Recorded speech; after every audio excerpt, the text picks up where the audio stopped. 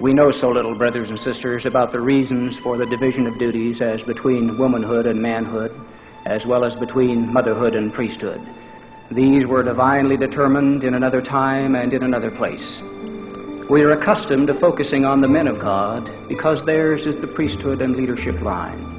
But paralleling that authority is a stream of righteous influence reflecting the remarkable women of God who have existed in all ages and dispensations, including our own. Just as certain men were foreordained from before the foundations of the world, so were certain women appointed to certain tasks.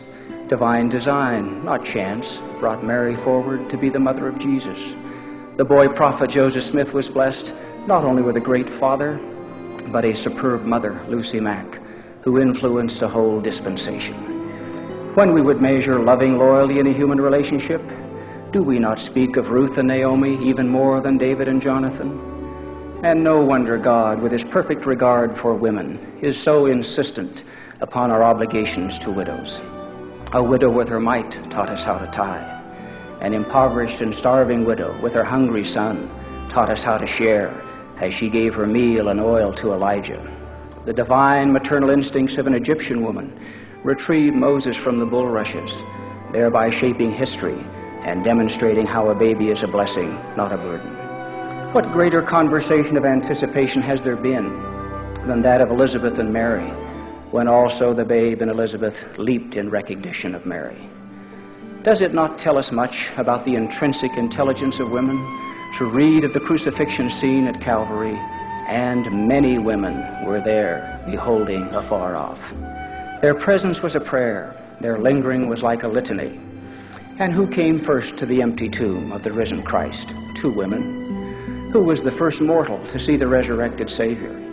Mary of Magdala.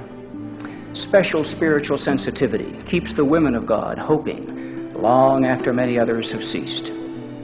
It is precisely because the daughters of Zion are so uncommon that the adversary will not leave them alone.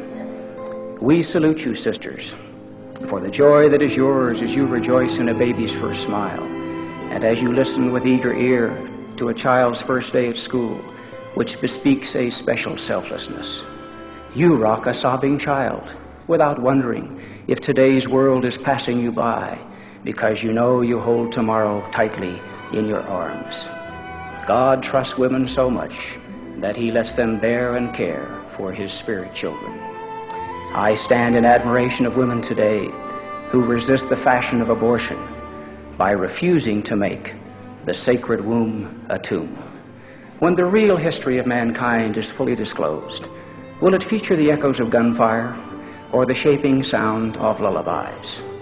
The great armistices made by military men or the peacemaking of women in homes and in neighborhoods? Will what happened in cradles and kitchens prove to be more controlling than what happened in congresses?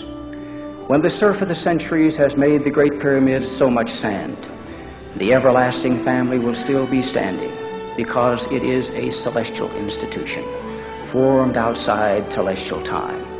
The women of God know this. I, along with my brethren of the priesthood, express undying gratitude to our eternal partners.